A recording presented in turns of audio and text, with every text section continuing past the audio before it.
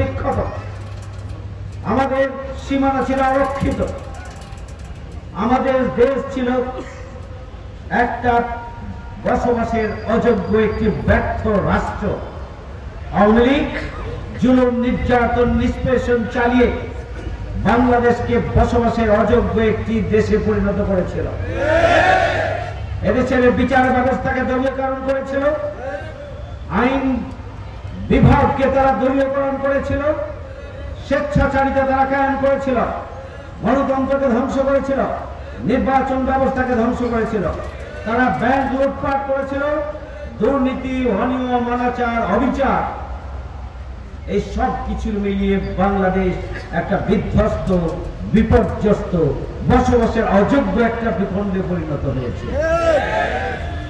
আপনারা জানেন, শুধুমাত্র বাংলাদেশ জামাত ইসলামের শীর্ষ 11 জন নেতাকে ফাঁসি দিয়ে জুলুম, নির্যাতন চালিয়ে কারাগারে রেখে এবং বাইরে হত্যা করেছে তারা। শুধুমাত্র জামাত ইসলামের 500 নেতা কর্মীকে তারা হত্যা করেছে এই 16 বছরে। তারা 20,000 মিথ্যা মামলা দায়ের করেছে, লাখো লাখো নেতা কর্মীকে মিথ্যা মামলা দিয়ে ঘর ছাড়া করেছে, ব্যবসা ছাড়া করেছে, চাকরি ছাড়া করেছে, এমনকি স্বাভাবিক জীবন ধারণ পর্যন্ত তাদেরকে করতে দেওয়া হয়নি। স্বাভাবিক মৃত্যুর গ্যারান্টি পর্যন্ত ছিল না। এদেশের জামাত ইসলামী সহ এদেশের বিরোধী দলীয় নেতা কর্মী, আপনারা জানেন যে লক্ষ লক্ষ নেতা কর্মীকে কারাগারে রাখা হয়েছে, রিমান্ডে রাখা হয়েছিল, গুম করা হয়েছিল, আইনের ঘরে রাখা হয়েছিল, এবং সব মিলিয়ে বাংলাদেশের মানুষ যখন অসহায়ত্বের একটা চরম সীমানা এসে অবতীর্ণ হয়েছে, চারিদিকে শূন্যতা, হাহাকার। 7ই জানুয়ারি নির্বাচনের মাধ্যমে চতুর্থবারের মতো পিছন দরজা দিয়ে আওয়ামী লীগ ক্ষমতা এসেছে। সংগ্রামী ভাই ও বন্ধুগণ, এই আওয়ামী লীগ 28 অক্টোবরে হত্যাকাণ্ড ঘটিয়েছে। এই আওয়ামী লীগ 2009 সালে 25 এবং 26 ফেব্রুয়ারি পিলখানা হত্যাকাণ্ড সংঘটিত হয়েছে। 54 জন সেনা কর্মকর্তাকে চৌকস দেশপ্রেমিক তাদেরকে হত্যা করা হয়েছে নির্মমভাবে। আর বিডিআর বাহিনীকে বিচারের নামে প্রহসন করে তাদেরকে জেলখানায় আটকে রেখে তারা বিডিআর বাহিনীকে ধ্বংস করার মধ্য দিয়ে এদেশের ভৌগোলিক সীমানাকে অরক্ষিত করে। এই ফ্যাসিস্ট আওয়ামী অপশক্তি 2013 সালের 5ই মে তারা শাপলা চত্বরে হেফাজতে ইসলামের আলেম, ওলামা, ছাত্রদেরকে তারা রাত ভোর গুলি করে জুলুম চালিয়ে, নির্যাতন চালিয়ে তারা সেই দিন গণহত্যা পরিচালনা করেছিল।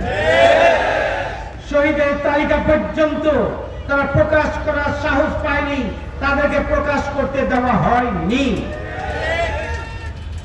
শুধু তাই নয়, কোরআনের পাখি আল্লামা দেলাওয়ার হোসেন সাইদি সাহেবের বিরুদ্ধে মিথ্যা রায়ের প্রতিবাদ করতে গিয়ে এদেশের প্রায় 1.5 শতাধিক ছাত্র জনতাকে হত্যা করা হয়েছে।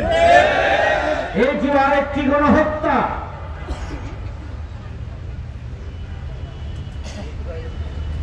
আওয়ামী লীগ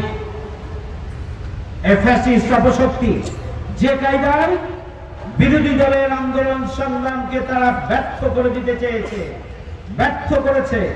রাষ্ট্র শক্তিকে কাজে লাগিয়ে আইন শৃঙ্খলা বাহিনীকে সরকারের পেট্রো বাহিনী হিসেবে কাজে লাগিয়ে তারা 16 বছর জুড়ে জোর জবরদস্তি করেই এই রাষ্ট্র ক্ষমতা তারা অবৈধ পন্থায় দখল করে রেখেছে।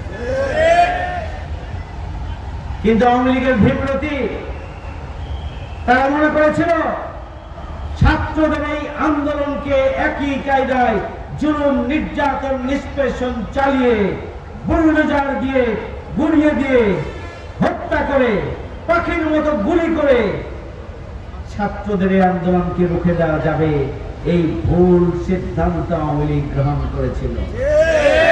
ইতিহাস সাক্ষী, 52 ভাষা আন্দোলন ছাত্রদের বৃথা যায়নি। 69 ভাষা আন্দোলন, 69 গণঅভ্যুত্থান ছাত্রদের নেতৃত্বে বৃথা যায়নি। 71 স্বাধীনতা আন্দোলন ছাত্র নেতৃত্ব দিয়েছিল, বৃথা যায়নি। 90 গণঅভ্যুত্থানের ছাত্র নেতৃত্ব দিয়েছিল, বৃথা যায়নি। স্বৈরশাসকের সাহায্যে ক্ষমতা ছাড়তে হয়েছিল। এবারের আন্দোলন ছিল ছাত্রদের নেতৃত্বে একটা যৌক্তিক বৈষম্য বিরোধী আন্দোলনের ব্যানারে একটা যৌক্তিক আন্দোলন। সে আন্দোলনকে ব্যর্থ করে দেওয়ার জন্য সরকার রাষ্ট্র শক্তিকে কাজে লাগিয়ে নিশ্চিহ্ন করতে চেয়েছিল আন্দোলন।